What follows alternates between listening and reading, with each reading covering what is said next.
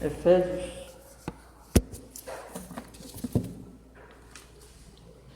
capítulo 4.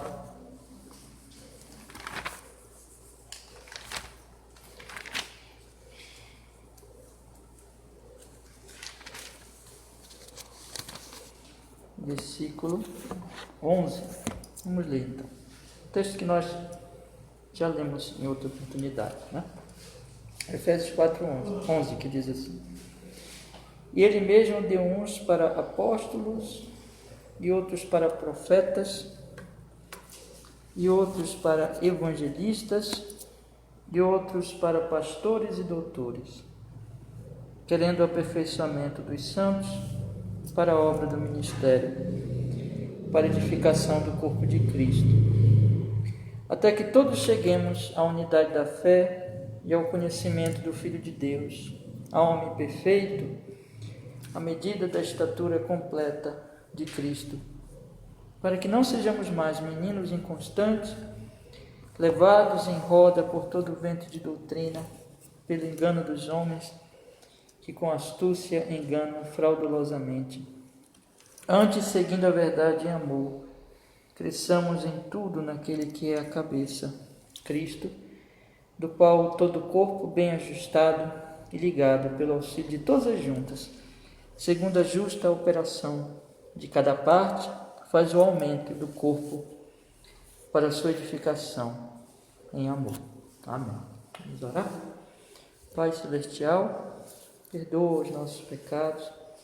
Nós te pedimos, Senhor, e nesse momento nos dirija para que possamos estudar, Senhor, a sua palavra, compreender, Senhor, a sua verdade. Nós oramos assim em Cristo Jesus. Nós agradecemos, Senhor. Amém e amém. Amém, meus irmãos. Então, meus irmãos, começa com esse texto, porque aqui ele fala, né, do ministério dos apóstolos, profetas, evangelistas, pastores, doutores, para o aperfeiçoamento dos santos, para a unidade da fé, conhecimento do Filho de Deus, para que não mais sejamos inconstantes, mas nós sigamos a verdade crescendo no cabeça, que é Cristo, do qual todo o corpo bem ajustado e ligado pelo auxílio de todas as juntas, segundo a justa operação de cada parte, faz o aumento do corpo para a sua edificação em amor. Então, é isso que nós estamos procurando, irmãos, fazer aqui ao ler esse livro, né? Trazer o ensino apostólico, o ensino da igreja ao longo dos anos, o mesmo ensino, a mesma doutrina, tanto pelo ministério apostólico, como também pelo ministério de homens de Deus, de ministros do Evangelho fiéis, ao longo da história e também no nosso tempo. Nesse caso aqui, um pastor do nosso tempo, né? Nós já lemos sobre esse livro, que é a Igreja, Sua Natureza, Autoridade, Propósito e Culto, do pastor Jeffrey Johnson. Nós já lemos o prefácio, escrito pelo pastor Janisson, um prefácio muito importante, muito interessante, apresentando aqui o valor desse livro e o valor especialmente para esse momento da igreja, para que a igreja entenda realmente qual é o seu papel, a sua função. E nós começamos a ler a introdução escrita pelo próprio autor, meus irmãos. E nós vimos na introdução que o pastor Jeffrey Johnson ele diz assim, logo no início da introdução: a visão da igreja sobre Deus, o homem e a salvação possui um impacto vital em suas práticas, né? Então, nós vimos que, e ele vai dizer logo em seguida, lá no finalzinho já dessa página, no parágrafo seguinte, ele diz assim: falando de maneira prática, existem duas visões sobre a salvação no protestantismo evangélico. Número 1, crença fácil, e número 2, salvação pelo... Vou estirar só um pouquinho, irmão. Tá quente já? Só para não esquentar muito aqui. Crença fácil, número 1, e número 2, salvação pelo senhorio. E nós vimos a questão da crença fácil, né? Que é dependendo, e na verdade aqui, como ele explicou semana passada, como nós lemos semana passada, que essa visão da crença fácil, ela tem um entendimento em que Deus está abaixo do homem. O homem passa a ser o centro. E basta dizer assim, aceite Jesus. E as pessoas aceitando Jesus, não se exige assim uma demonstração de arrependimento. E aí nós vimos, meus irmãos, que é como se fosse um bilhete, né? Ele escreve assim, como se fosse um bilhete para o céu. E aí vem a doutrina do crente carnal. Uma pessoa, ela não apresenta na sua vida o senhorio de Cristo, mas ela é uma crente, segundo esse pensamento. Não se exige realmente arrependimento e também vai se produzir uma igreja e cultos de acordo com o gosto do freguês. Então,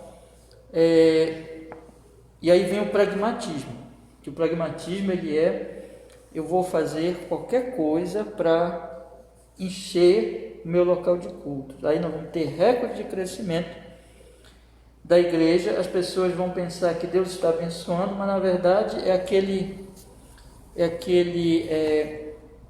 trabalho empresarial, de marketing, para vender o produto. É assim que esse tipo de abordagem faz. Como supermercado, vamos baratear o evangelho para que nossa igreja se encha. Então, meus irmãos, não se importa muito com a glória de Deus, o que importa é agradar as pessoas. Então, creia em Jesus, você vai ser feliz, você vai para o céu. E, mas não se procura demonstrar arrependimento, fruto, vida piedosa, o culto ele é agradável. Então esse tipo de coisa é muito perigosa e esse é o tipo de visão da igreja e do culto que tem a ver com o rebaixamento de Deus e a pouca compreensão realmente da natureza do pecado e da necessidade do homem. Então quando Deus ele não passa a ser o centro, mas o homem, e a visão bíblica, portanto, do homem passa a ser afetada. O homem não é visto como um pecador perdido, que não pode fazer nada para se salvar, que está no estado de miséria,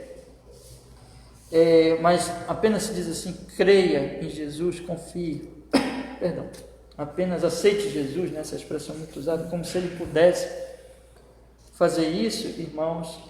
Aí vai rebaixar tudo, vai mudar a igreja, vai mudar o culto,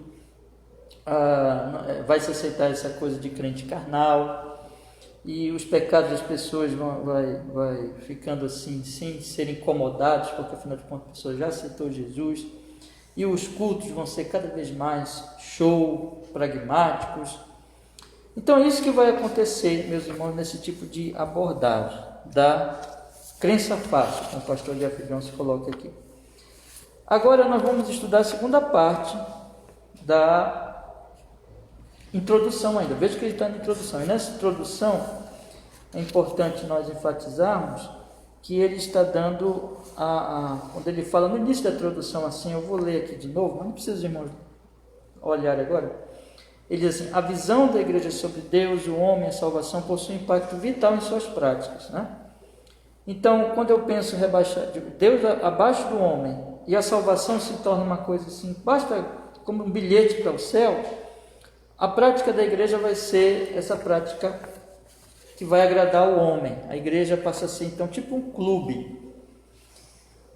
Agora, quando eu vejo Deus como santíssimo e o homem como perdido, eu percebo que a salvação é um milagre, é uma obra da graça, né? E é claro que a prática da igreja também vai mudar, a prática do evangelismo, a prática do culto, porque, veja, se Deus não é o centro, o homem é o centro, aí eu aceitar Jesus é apenas um bilhete para entrar no céu, e eu quero encher a igreja mesmo, né? É o que vai acontecer. Os cultos, eles vão ser, a prática do culto vai ser centrada no homem. Mas aí nós vamos entender agora que a coisa não é assim. Que Deus, ele está acima do homem, que Deus é o centro e que isso então vai tocar na questão da prática do culto da igreja. Vamos então ler, meus irmãos, para nós entendermos melhor. Aí nós estamos já na página 24. Então, por favor, acompanhe comigo, tá? Então, salvação pelo senhorio. Diz assim o livro do pastor Jeff Jones. Igrejas com uma visão alta de Deus e baixa do homem têm uma perspectiva diferente sobre a salvação e, portanto, uma perspectiva diferente sobre o propósito e as funções da igreja. Esse entendimento afeta especificamente como tal igreja vê a salvação, não principalmente por causa do homem, mas para a glória de Deus. Ou seja, o problema não é que os pecadores vão para o inferno, mas que os pecadores não glorificam o Senhor em suas vidas. Essa perspectiva pode soar como uma preocupação pequena, mas finalmente ela determina se uma igreja é centrada no homem ou centrada em Deus. Então veja que a perspectiva muda, porque na crença fácil a questão é: o homem está indo para o inferno, nós temos que salvar o homem, e é isso que vai ser enfatizado. Então por isso que tudo vai ser feito para que facilite a salvação do homem, mas Deus fica esquecido, a glória de Deus fica esquecida. O homem é o centro na crença fácil. Na salvação pelo senhorio, que é conforme as escrituras, Deus é o que importa. A questão, apesar de que é importante a salvação dos homens, e nós queremos a salvação dos homens, mas não é, essa questão não é a questão principal da igreja. Mas a questão principal da igreja é: Deus não está sendo glorificado, Deus não está sendo honrado. E é isso que tem que ser resolvido. Porque Ele é Deus, porque Ele é o Senhor. O problema é que Ele não tem sido Senhor e não tem sido Deus na vida dos pecadores. Ele deve ser honrado, Ele deve ser glorificado. E isso que tem que ser resolvido. Então não é, tira o foco da salvação do inferno, do homem, centrado no homem, a questão do homem ser o centro, de que nós temos que salvar o homem. Sim, nós temos que salvar o homem, mas a questão é mais séria. A questão é que o homem está perdido porque Deus não está sendo glorificado na vida do homem, né? Então, isso vai determinar se o centro da igreja é o homem ou é Deus. Porque quando se pensa na salvação apenas do homem, o centro da igreja é o homem. Mas quando se pensa na glória de Deus, o centro da igreja é Deus. E como é que deve ser? Deve ser que o centro da igreja é Deus e não o homem. Então veja que essas coisas, elas são muito importantes e elas mostram realmente se uma igreja é verdadeira. Vamos continuar então. Se a salvação é em última análise para a glória de Deus, então ela não deve ser considerada como simples obtenção de um bilhete gratuito de entrada para o céu.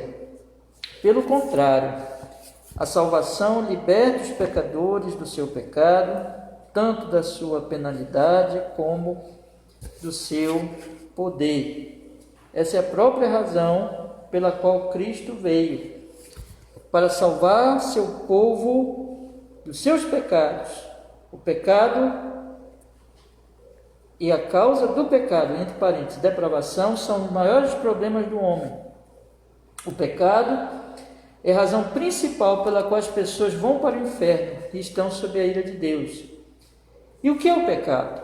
Pecado é qualquer pensamento ou ação destituídos da glória de Deus. Assim, a salvação liberta o homem do pecado, ou seja, daquilo que busca roubar a glória de Deus.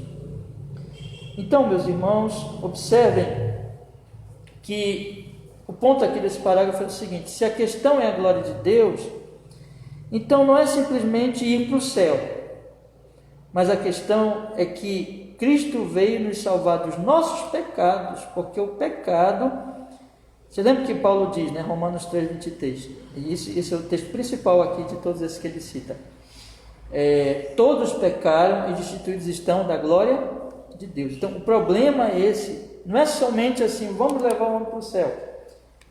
Aceite Jesus e aí você tem um bilhete para o céu. Não é simples assim, não é uma simples questão de um bilhete para o céu. A questão é preciso resolver a questão do pecado, porque o pecado, a questão é a glória de Deus, e o pecado está tirando a glória de Deus. O Evangelho de Jesus, e Cristo veio fazer isso, ele veio então fazer o que, meus irmãos? Salvar dos pecados, como está lá Mateus 1:21, e da causa do pecado, que é a depravação, né? Esses são os problemas. Então o pecado, o pecado é a razão pela qual as pessoas vão para o inferno. E aí ele define o que é o pecado: qualquer pensamento ou ação destituídos da glória de Deus. Pensar, falar, agir, e desde o coração, contrário ao Senhor Deus Todo-Poderoso. Vamos continuar então. E aí ele vai tocar nas duas obras de Cristo em relação ao pecado, nos salvando, solucionando o problema dos nossos pecados. Ele diz assim: a salvação nos liberta da culpa do pecado na justificação e nos liberta do poder do pecado na regeneração e na santificação. Aqueles que são salvos vão para o céu, mas somente porque são salvos da culpa e do poder do pecado. Veja que a ênfase é diferente. Na crença fácil, o que é? Você está indo para o inferno, aceite Jesus, e aí é um bilhete, né? Aí basta você dizer assim, tomar uma decisão, aceitar Jesus e pronto, você já está salvo. Mas o pecado, realmente, a grande questão do pecado pouco é tratada. Mas nessa forma bíblica, o pecado, o que importa é a glória de Deus, e portanto o que tira a glória de Deus é o pecado. E aí nós temos que resolver o problema do pecado. E quem resolve o problema do pecado é apenas Jesus. E ele faz isso pela justificação, que nós sabemos o que é, né? Nós temos aprendido que é o que?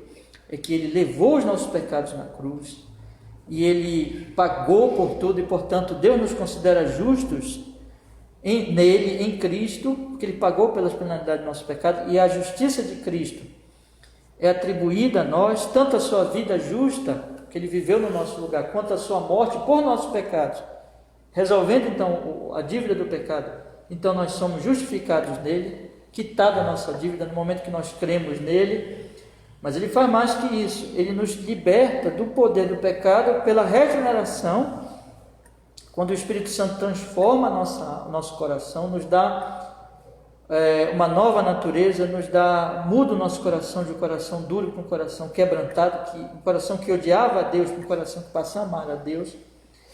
E também pelo processo de santificação que é para toda a vida, na medida então que eu vou vencendo as minhas fraquezas e eu vou me tornando cada vez mais piedoso, cada vez mais obediente ao Senhor Deus Todo-Poderoso. Então nós temos aí que essa é a obra que o Senhor Jesus Cristo veio fazer. Então, aqueles que vão para o céu porque, como ele diz aqui, são salvos da culpa do pecado, que é na justificação, e do poder do pecado, que é na regeneração e santificação. Continuando. Mais importante ainda, a salvação reconcilia Deus e os pecadores através de Cristo Jesus. O pecado nos separou de Deus, e Cristo Jesus, o perfeito Cordeiro de Deus, é o único caminho para o Pai. João 14,6, que diz: eu sou o caminho, a verdade e a vida. Então nós sabemos, meus irmãos, que Cristo Jesus é esse Cordeiro. Ele é o único que nos reconcilia com Deus. Então a questão é somente Cristo, porque Cristo é o Cordeiro que foi morto. Nós precisamos entender que o grande problema nosso é o pecado, e ele exige um grande Salvador, e o grande Salvador é Jesus.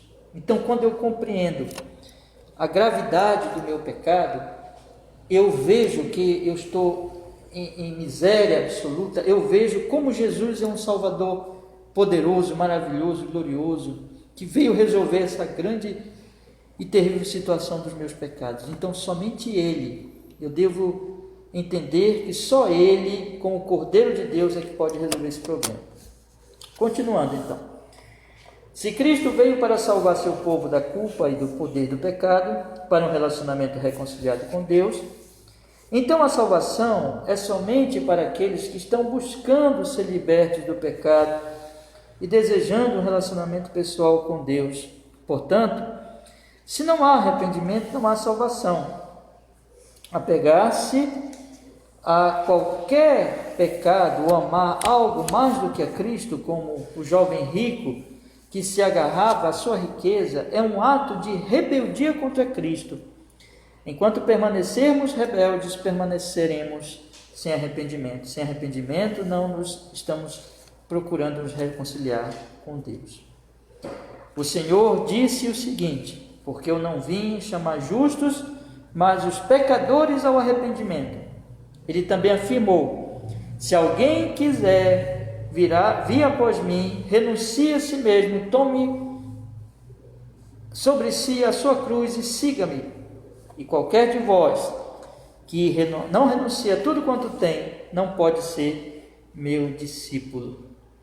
Então vejam, meus irmãos, que aqui o sentido correto é que há necessidade absoluta do arrependimento. Se o pecado ele é essa coisa terrível contra Deus, que nos retira de glorificarmos a Deus e da glória de Deus se manifestar na nossa vida, nós temos que nos arrepender dos nossos pecados.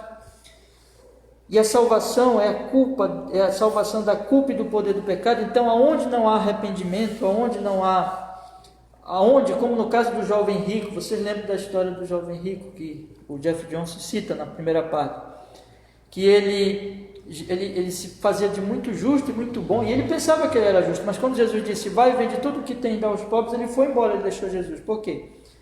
Porque ele amava mais a riqueza do que Deus. Ele tinha ídolos que era a sua riqueza, a sua própria riqueza do seu ídolo. Ele então não amava ao Senhor Deus Todo-Poderoso e ele não estava arrependido, por isso que ele deixou Jesus. Então quem não está manifestando arrependimento não está salvo, porque quando a pessoa está salva, o que vai acontecer com ela? Ela vai ser justificada e ela vai ser também liberta do poder do pecado. Ela vai amar a Deus acima da riqueza e acima de qualquer coisa. Onde não há evidência disso, não há salvação verdadeira. É isso que Jeff Johnson está dizendo. Ele cita aqui que Jesus fala, né? Eu vim chamar pecadores ao arrependimento. Temos que tomar nossa cruz, que é isso, deixar tudo por Ele. Renunciar tudo que tem. Quem não renuncia a tudo que tem não pode ser discípulo dele. Lucas 14:33. E aí ele continua explicando assim, irmãos. Vamos continuar lendo então. Aí no parágrafo já da página 26, no último parágrafo da página 26, que diz assim: o argumento contra a salvação pelo senhorio é que ela parece fazer a salvação depender de algo a mais do que a fé em Cristo Jesus. Se devemos nos submeter a Cristo como Senhor, então isso significa que a salvação é pela fé mais a submissão. Não pode ser assim, dizem eles, porque a salvação é somente pela fé. Exigir que nos submetamos a Cristo para a salvação é exigir algo além da fé. Fé é crer, e tudo que é necessário para a salvação é que creamos que Jesus existiu e morreu na cruz pelos nossos pecados. A salvação é para ser simples. Vamos fazer as pessoas confessarem que Jesus é seu Salvador primeiro. Depois poderemos trabalhar para fazê-las se submeter a Ele como Senhor, e assim o raciocínio segue. Então, as pessoas da crença fácil, elas rejeitam essa abordagem que nós estamos vendo agora da salvação pelo senhorio, ou seja, que Jesus precisa ser Senhor da pessoa para que ela seja salva. Ela precisa ter se arrependido para que ela seja realmente salva. A crença fácil rejeita isso porque diz assim: não, então não é só fé. Aí, né, tem que ter algo mais. É fé mais a submissão. Não é só fé. Então está errado, diz os da crença fácil. Porque tem que só que dizer para a pessoa: crê em Jesus, pronto. E se ela creu, acabou. Depois, nós vamos tratar da questão do senhorio de Cristo sobre a vida dela? Porque é só fé, basta crer. Mas aí tem um problema, meus irmãos, é que a fé, ela vem junto com o arrependimento. A fé, ela não vem somente, vamos dizer assim, no sentido de que é só a fé sem arrependimento. Arrependei-vos e crede no Evangelho. Então, o próximo parágrafo ele vai explicar melhor isso. Vamos ler. A salvação é pela fé somente, é evidente, mas a salvação é somente para aqueles que sabem que estão perdidos. Como disse o Senhor, porque o Filho do Homem veio buscar e salvar o que se havia perdido. E ainda, não necessito de médicos sãos, mas sim os doentes, porque eu não vim chamar os justos, mas os pecadores ao arrependimento. A maior necessidade do homem é saber que ele tem uma necessidade. Em outras palavras, se não tivermos consciência de que somos pecadores, então, obviamente, não enxergamos que precisamos de um Salvador. Se a salvação é vista principalmente como um bilhete de entrada para o céu, então tudo o que é necessário para nós querermos a salvação é um desejo de escapar da chama do inferno. Mas se a salvação é libertação do pecado e reconciliação com Deus através de Cristo Jesus, é necessário que percebamos que somos pecadores primeiro, para assim desejarmos libertação de nossos pecados. Se não estamos arrependidos de nossos atos de rebeldia, então não queremos ser salvos deles. Se não queremos o perdão e a libertação do poder do pecado, e isso é evidenciado por uma vontade de abandonar tudo e até mesmo nossas vidas, então nós não queremos a salvação que Cristo oferece no Evangelho. O que devemos fazer depois de nos vermos como culpados perante Deus? O que devemos fazer quando estamos perturbados e com remorsos por havermos pecado contra Deus? O que devemos fazer quando reconhecemos a necessidade de Cristo e queremos segui-lo? O que devemos fazer se desejamos ser salvos dos nossos pecados? A resposta é simples: crer no Senhor Jesus Cristo. Não devemos confiar na nossa justiça, mas em vez disso olhar para Cristo em busca do perdão e libertação das garras do pecado. Nós devemos crer no glorioso Evangelho, que Cristo, que era sem pecado, morreu por nossos pecados para que pudéssemos ser justificados diante de Deus no amado. Somente a fé nos salva, mas para estarmos em um estado de espírito onde desejamos a salvação, devemos parar de confiar em nós mesmos. Nós devemos perceber que somos pecadores e somos incapazes de nos justificar diante de Deus pela nossa justiça. Assim, pelo arrependimento, reconhecemos a nossa culpa de forma contrita, nos voltamos dos nossos pecados para Cristo, para o perdão. Pela fé, nós olhamos para Cristo em busca de perdão, onde temos certeza que Ele pagou tudo. É por isso que o Senhor diz: arrependei-vos e crede no Evangelho. Então, o que Ele está dizendo é o seguinte aqui: não há fé sem arrependimento. Como é que eu creio? Eu creio quando eu vejo a minha miséria, eu vejo a minha perdição, e eu vejo que só Jesus pode me salvar. Aí eu desisto de todas as minhas justiças, de toda a minha tentativa de salvar a si mesmo. Eu percebo que eu não posso, que só Jesus é o Salvador, que a minha miséria é muito grande, que só Ele pode me salvar, e eu creio nele. Só que quando eu estou fazendo isso, eu já estou me arrependendo também. Eu estou reconhecendo os meus pecados, eu estou odiando o meu pecado, eu estou desejoso de me ver livre daquilo, da culpa e do poder do pecado. Eu volto as costas para Deus, para o pecado, e me volto para Deus. Eu me arrependo em fé em Jesus, confiando em Jesus. Essas coisas andam juntas. Não existe fé sem arrependimento, não existe arrependimento sem a fé, né? Então, meus irmãos, pela fé nós olhamos para Cristo em busca do perdão, onde temos certeza de que Ele pagou tudo. Aí ele continua falando assim, vamos ler: tecnicamente falando, o arrependimento e a fé não podem ser cronologicamente separados. Aí ele coloca aqui, John Moore esclarece isso. John Moore esclarece isto: a interdependência da fé e do arrependimento pode ser facilmente vista quando nos lembramos que a fé é a fé em Cristo para a salvação do pecado. Mas se a fé é dirigida para a salvação do pecado, deve haver ódio ao pecado e o desejo de ser salvo dele. Tal ódio ao pecado envolve arrependimento, que essencialmente consiste em se voltar do pecado para Deus.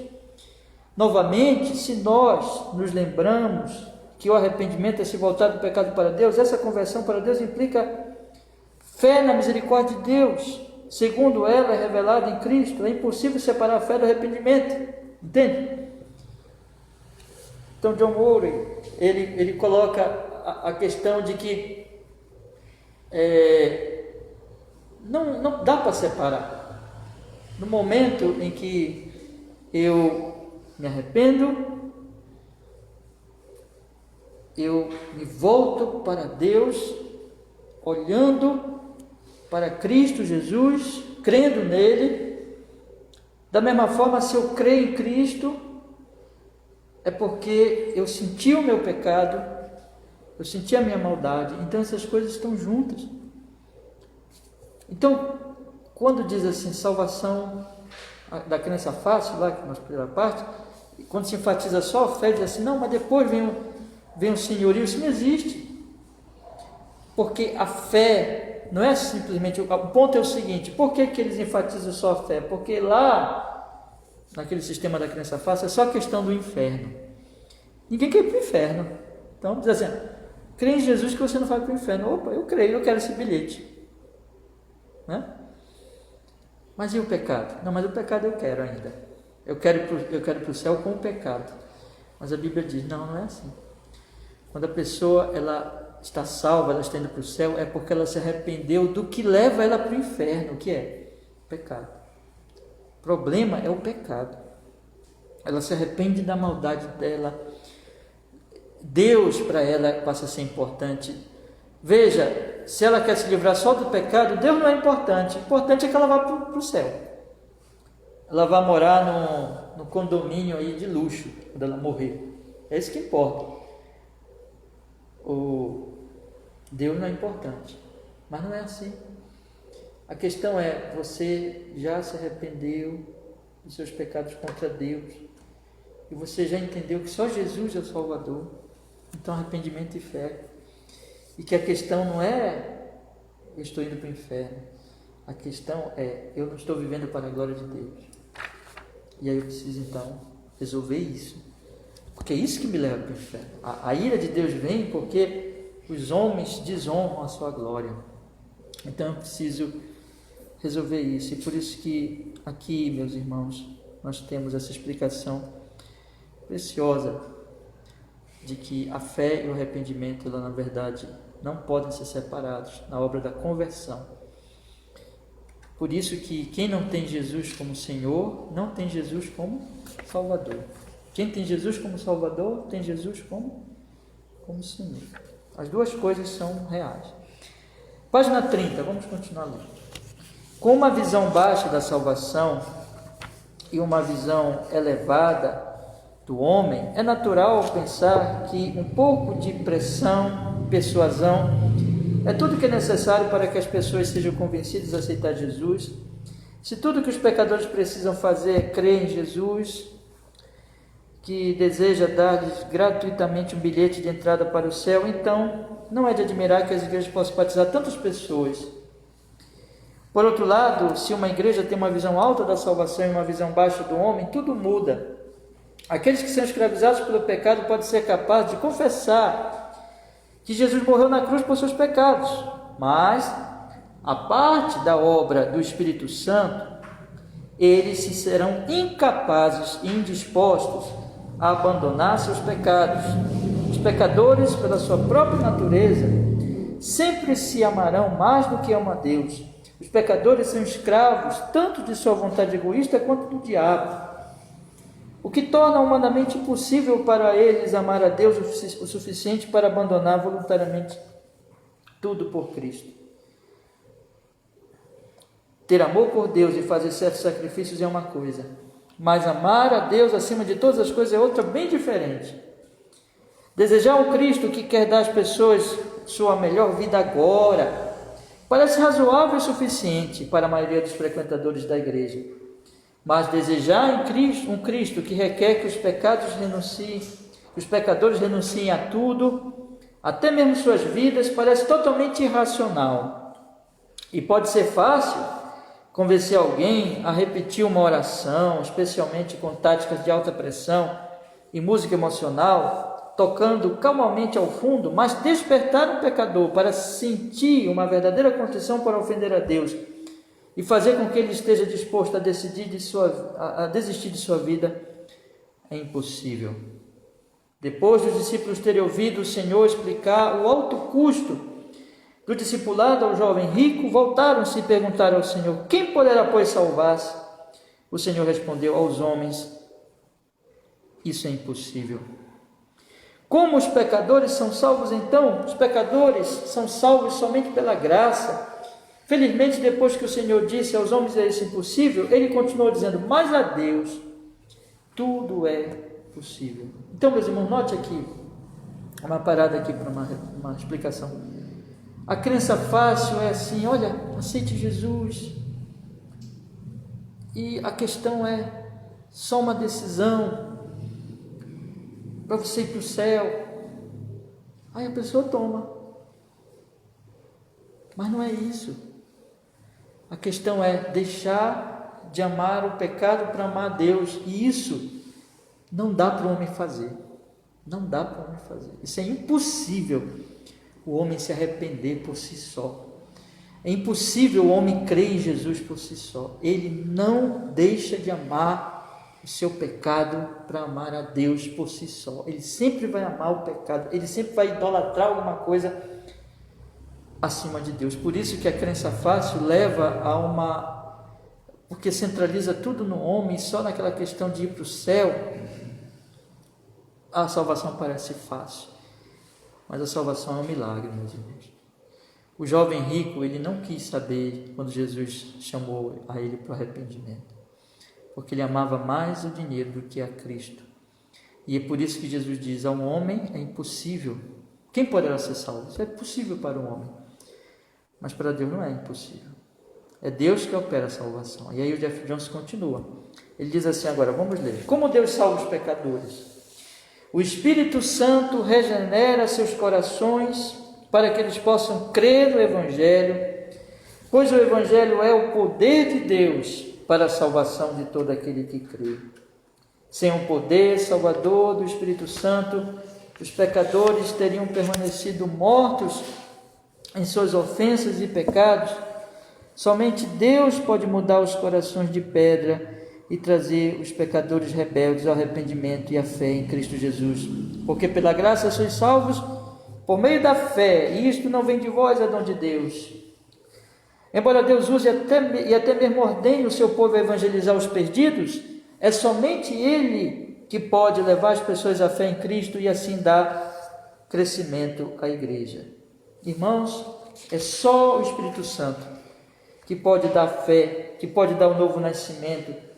É o poder de Deus para a salvação daquele que crê. Sem o poder do Espírito Santo não tem jeito, o homem não crê, o homem não se arrepende. A salvação é um milagre. A salvação, essa fé e esse arrependimento é uma obra do Espírito Santo. Crença fácil o homem pode ter, pode confessar, pode vir na frente, aceitar Jesus, mas se arrepender mesmo, mas crer mesmo, só por obra do Espírito Santo. Porque os homens não amam a Deus por natureza, né?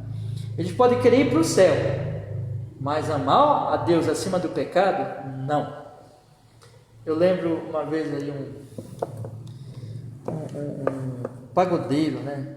Ele falou assim uma vez que mais ou menos assim, a visão do céu para ele seria assim,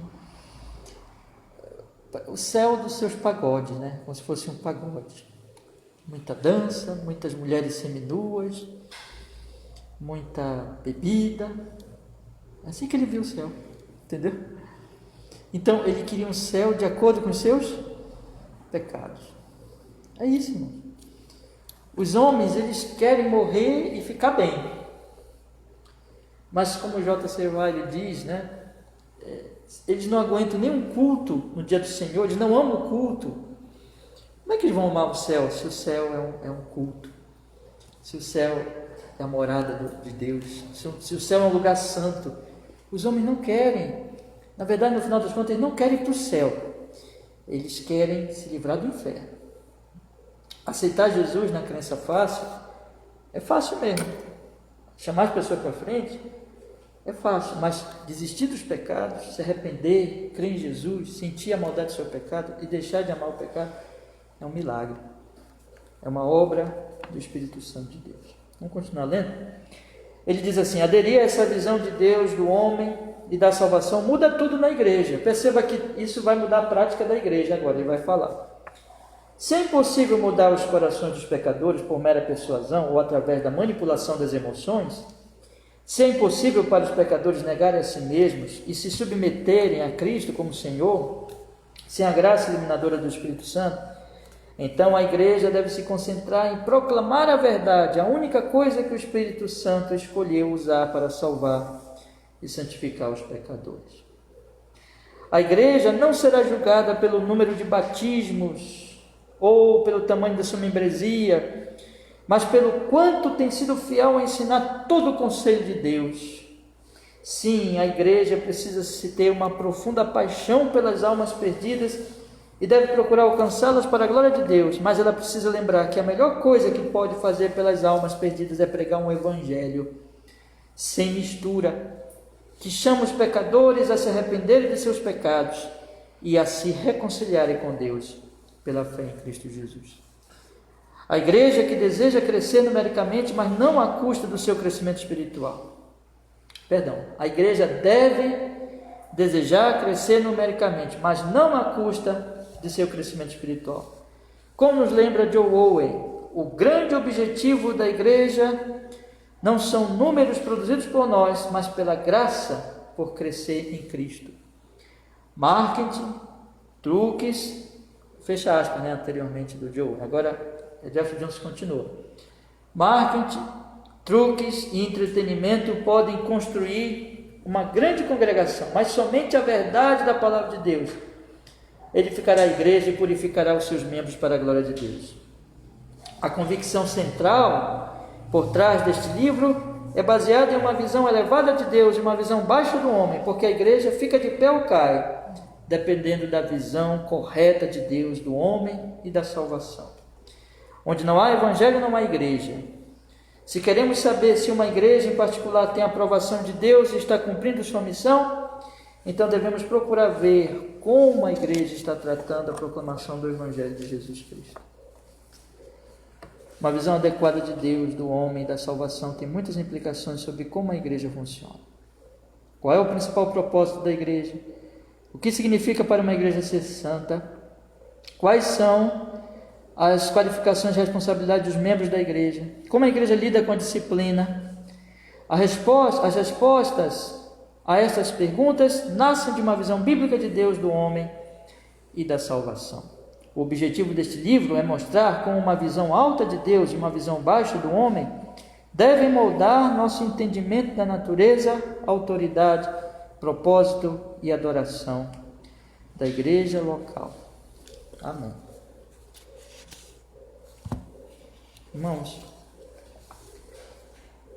se é o Espírito Santo que dá a fé e o arrependimento, que faz essa obra, só podemos pregar a palavra e não fazer show. Temos que ser fiéis. O importante para a igreja não é o número de membros. O importante para a igreja é a fidelidade à palavra. Deus vai trazer os membros. Deus vai fazer a igreja crescer. Mas Ele faz isso pela palavra. Porque é a palavra que o Espírito Santo vai operar, através da palavra, a conversão. O Evangelho sem estar diluído. Um culto centrado em Deus. Não um culto pragmático para agradar e encher a igreja. Mas centrado em Deus. Um culto onde Deus seja o centro. Aí, meus irmãos, Deus vai operando essa mudança, porque é um milagre. Eu posso encher a igreja pelo pragmatismo, mas não vai ser obra do Espírito Santo, e as pessoas não estarão salvas. Vai ser uma igreja cheia de pecadores. Como Martin Lloyd Jones ele disse uma vez, eu posso encher uma igreja de pessoas não convertidas, mas isso será como um cemitério. O cemitério também está cheio de pessoas, mas todas estão mortas. Só Deus pode ressuscitar. Mas Deus, ele ressuscita pela palavra. O Espírito Santo, ele vai operando na medida que a palavra for sendo pregada. Então, por isso que nós temos que pregar a palavra, porque o que importa é Deus, a glória de Deus, não é o homem. E é Deus que faz essa obra. O homem precisa se arrepender, precisa se voltar para Deus. E em Cristo Jesus, mas é só Deus que faz isso. Portanto, tudo deve ser feito para a honra dele. E a maneira conforme só ele pode fazer, que é pela pregação da palavra, confiando nele. Porque quando nós não pregamos a palavra, quando nós diluímos a palavra, nós estamos confiando no Espírito Santo. Mas se nós confiamos no Espírito Santo, se nós entendemos que a salvação é pela graça, nós vamos pregar a palavra. E aí ele encerra dizendo que o objetivo do livro é mostrar uma visão alta de Deus e baixa do homem, e que isso deve moldar nosso entendimento da natureza, autoridade, propósito, adoração da igreja local. Isso muda tudo. A maneira como nós vemos Deus e o homem muda o entendimento da igreja, da prática da igreja, da missão da igreja. Semana que vem, então, nós vamos falar sobre o capítulo 1, parte 1, aliás. Aqui foi só a introdução, né? Que é a natureza da igreja. Deus quiser, a gente vai começar a estudar. Vamos orar? De que Ele nos abençoe. Obrigado, Senhor, porque podemos mais uma noite ler esse livro tão maravilhoso e que a nossa leitura, a meditação, tanto nós estamos aqui como outros irmãos que vão ouvir depois pela internet, seja, Senhor, grandemente benéfica para a nossa alma, as nossas almas, e que o Teu nome seja glorificado e que as Tuas igrejas sejam edificadas, Senhor, cada vez mais. Em nome de Jesus. Amém.